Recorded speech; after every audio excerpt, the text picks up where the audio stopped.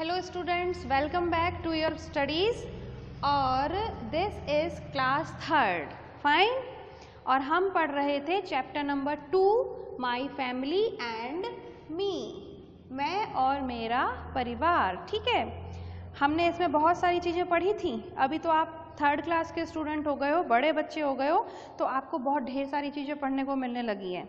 ठीक है, कल हमने बहुत सारी चीज़ें क्या क्या पढ़ी थी। हमने फिजिकल कैरेक्टरिस्टिक्स पढ़ लिया है इस चैप्टर में, क्वालिटीज़, हैबिट्स एंड स्किल्स पढ़ी थी।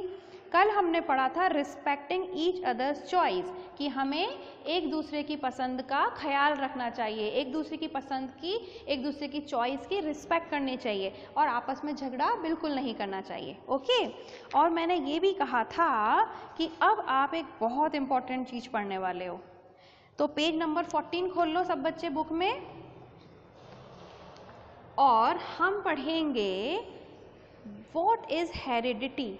मेरे ख्याल से हार्ड वर्ड सारे हो गए थे। अच्छा, ओके, मैंने क्या कहा था कि जितने भी हार्ड वर्ड्स हैं वो एक के नीचे एक लिखते जाना, बार बार हेडिंग डालने की ज़रूरत नहीं है ना, क्योंकि हम जैसे जैसे चैप्टर पढ़ते जाते हैं हमें कुछ कुछ हार्ड वर्ड्स मिलते जाते हैं। उन हार्ड वर्ड्स को याद करना है उनकी स्पेलिंग के साथ, उसके बाद उन्हीं के मैं मीनिंग्स भी लिखवा दूंगी, तभी तो आपको चैप्टर ठीक से समझ में आएगा। क्योंकि जो हार्ड वर्ड्स होते हैं वो हमें समझ नहीं आते, हमें उनका मीनिंग नहीं पता होता, तो हम हार्ड वर्ड्स लिख लेंगे। बार बार ये नहीं लिखना है हार्ड वर्ड, ऐसा नहीं लिखना है। कल आपने जहाँ तक हार्ड वर्ड लिख लिए थे उसी के नीचे अभी वाले लिख लेना, ठीक है।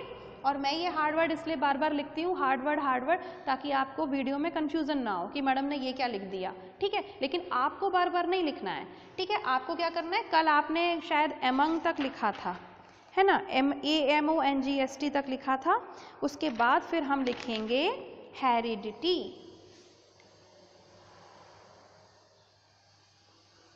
ये एक और वर्ड है जो आपके लिए नया है, हेरिडिटी। आज मैं इसी के बारे में बताऊंगी, बहुत ध्यान से सुनना। लेकिन पहले अच्छा, सबसे पहले यहाँ पर देखो, हमने कल देखा था ना, have you learn anything from anybody in your family, यहाँ तक तो हमने कर लिया था।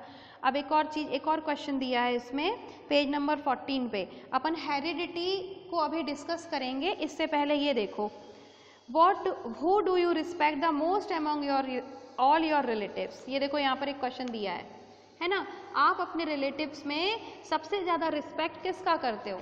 अरे भाई, हम तो सभी का करते हैं, है ना।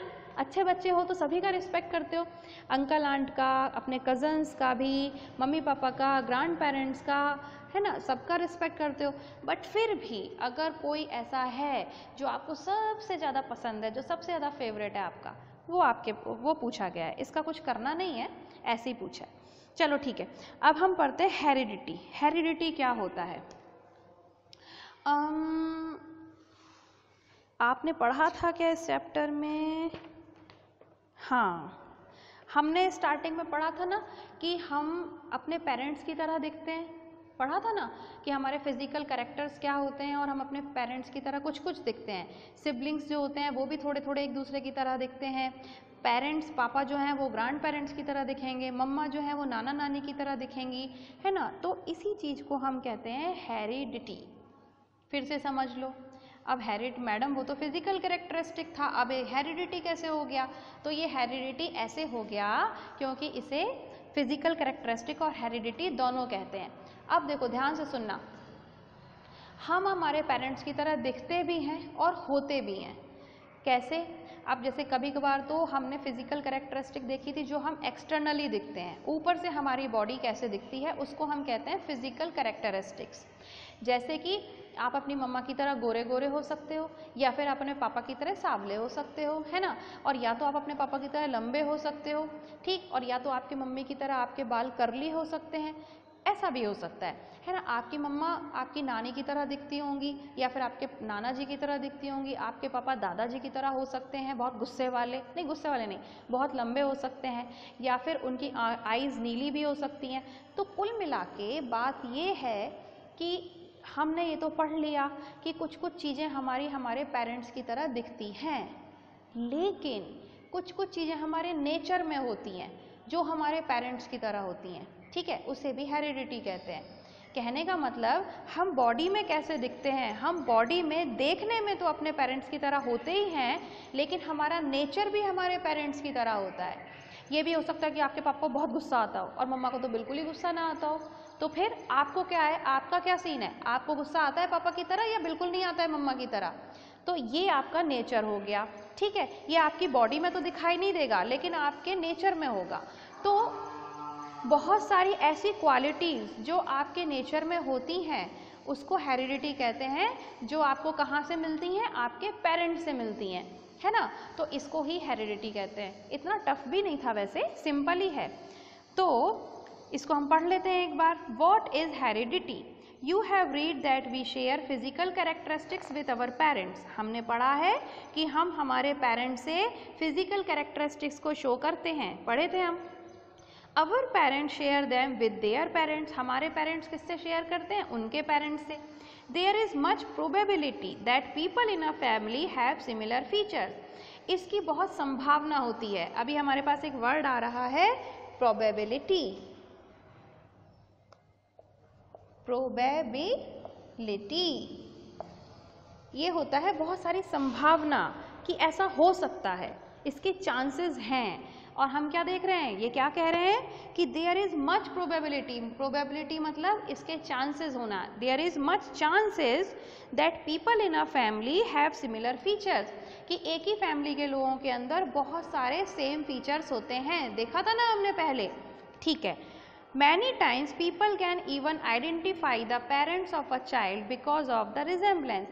कई बार तो ऐसा होता है कि आप बिल्कुल ही अपने पापा जैसे दिखते हो या तो बिल्कुल ही अपनी मम्मा जैसे दिखते हो। तो कोई कोई कहता है ना कि भाई तुम तो बिल्कुल डुप्लीकेट कॉपी हो अपने पापा की या अपनी मम्मा की डुप्लीकेट कॉपी हो। तो ऐसा भी होता है, कई बार इतना सिमिलर भी होता है। We can also identify the parents of our friends और their siblings by matching their characteristics. इसके अलावा अगर हमारा कोई फ्रेंड है तो हम बताएंगे कि उसके मम्मी पापा ये हो सकते हैं क्योंकि ये तो मेरे फ्रेंड के पापा जैसा दिख रहा है ना, या फिर मेरा फ्रेंड ऐसा दिखता है, तो हम अपने फ्रेंड्स को के पापा मम्मी को भी पहचान लेते हैं ऐसे ही, ठीक है। This resemblance in a family where family members look like each other is because of heredity. तो वही मैंने जो अभी आपको बताया था कि ऐसा रिजेम्बलेंस, ऐसी सिमिलरिटी किस कारण होती है? हेरिडिटी के कारण। हेरिडिटी का मतलब आपके मम्मी पापा से आपके अंदर जो भी फीचर्स आते हैं, जो भी गुण आते हैं, उन्हें हम कहते हैं हेरिडिटी, ठीक है। Things that are got from the parents and their parents are known as heredity features. ऐसे फीचर्स को हम क्या कहते हैं? हेरिडिटी फीचर्स, जो हमें हमारे पेरेंट्स से मिले होते हैं और पेरेंट्स को उनके पेरेंट्स से मिले होते हैं, है ना। तो these can be physical characteristics और can be talents like singing, painting etcetera. ये फीचर्स कौन कौन से होते हैं, ये क्वालिटीज़ कौन कौन सी हो सकती हैं? फिजिकल कैरेक्टरिस्टिक्स हो सकती हैं, है ना, जिसको कि आप देख सकते हो बॉडी पे, और या तो फिर ऐसी कुछ चीज़ें हो सकती हैं जो आप देख तो नहीं सकते, उन्हें हम टैलेंट कह सकते हैं। ये हो सकता है कि आप बहुत अच्छा गाना गाते हो अपनी मम्मा की तरह, बहुत अच्छा क्रिकेट खेलते हो पापा की तरह, या बहुत गुस्से वाले हो पापा की तरह, या बिल्कुल ही गुस्सा नहीं आता है मम्मा की तरह, या मम्मा की तरह अच्छा गाना गा सकते हो, या पापा की तरह एकदम बेसुरे हो सकते हो, है ना। तो कुछ भी हो सकता है। तो कुछ भी अगर आपकी बॉडी पे दिखाई देने वाली क्वालिटीज़ या दिखाई ना देने वाली क्वालिटी, दोनों ही जो आपके पेरेंट्स के जैसी होती हैं, वो क्या कहलाती हैं? हेरिडिटी फीचर्स या हेरिडिटी क्वालिटीज़, ठीक है। ओके, अब हम यहाँ पर एक एक्टिविटी देख रहे हैं 14 पेज नंबर पे। Which of your features are similar to those of your family members and which one?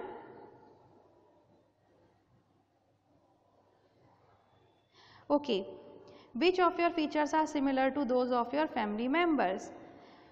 तो इसमें कुछ एक्टिविटी दी है, इसमें आपको टिक लगाना है सिर्फ, और एक्टिविटी कॉपी में किसी को नहीं करनी है, ये मैं आपको पहले बता चुकी हूँ। तो देख लो पास से एक बार, ये यहाँ पर एक एक्टिविटी दिख रही है और इस एक्टिविटी में सिर्फ आपको राइट का निशान लगाना है, और अगर नहीं रिजेंबल करता है तो रॉन्ग का निशान लगाना है। इसमें ये पूछा गया है कि इनमें से कौन कौन सी कैरेक्टरिस्टिक्स आपको आपके फैमिली मेम्बर्स की तरह हैं, ठीक है। तो इसमें हमें देखना है सबसे पहले योर आईज, आपकी आंखें क्या आपके फैमिली मेम्बर्स की तरह हैं? अगर हैं तो राइट लगा देना। योर वॉइस, आपकी आवाज़, ऑब्वियसली आवाज़ तो या तो जब अगर आप बेटे हो, लड़के हो, बॉय हो तो आपके पापा जैसी वॉइस हो जाएगी आपकी, और जब अगर आप प्यारी सी क्यूट सी बेटी हो अपनी मम्मा की तो आपकी वॉइस आपके मम्मा जैसी हो जाएगी, ठीक है। योर हेयर, अब ध्यान से देखो आपके पापा जैसे हेयर हैं आपके या फिर मम्मा जैसे हेयर हैं। योर ईयर्स, ये भी मैच करते हैं कि नहीं करते हैं। हाइट, अभी तो आप छोटे हो तो हाइट कैसे पता चलेगी? ये तो बड़े होकर ही पता चलेगा कि आप पापा की तरह लंबू होते हो कि नहीं होते हो। और एंड योर नोज़, नोज़ आपकी किसी से मैच करती है कि नहीं करती है, ठीक है। तो ये खुद ही आपको करना है। आप मम्मा पापा से डिस्कस करो, देखो ध्यान से, दादाजी को ध्यान से देखो, दादाजी अपनी नोज़ दिखाना, दादाजी अपने ईयर्स दिखाना। पापा ऑफिस से आते हैं तो पापा को लेके बैठो, पापा आपकी आईज़ मैच करते हैं, मेरी आईज़ आपकी आईज़ से मिलती हैं कि नहीं मिलती हैं, है ना। या फिर मम्मा लोगों से मैचिंग करो, मम्मा के बाल इतने सुंदर सुंदर बड़े बड़े हैं तो आपके बाल ऐसे हैं कि नहीं है, और अगर नहीं है तो मम्मा को बोलो कि मेरे बालों में ढेर सारी ऑयलिंग करो, ख्याल रखो तेरे, ताकि मेरे बाल भी बहुत सुंदर सुंदर बन सकें, ठीक है। तो ये चैप्टर होता है कंप्लीट, ठीक। अब हम कल करेंगे इसकी एक्सरसाइज। तो अभी तक हमने इसको जो जो पढ़ा, अच्छा हाँ, उसके पहले मैं आपको हार्ड वर्ड तो हो गए, आज हमने सिर्फ 2 ही हार्ड वर्ड देखे, तो टोटल हार्ड वर्ड्स हो गए आपके पास।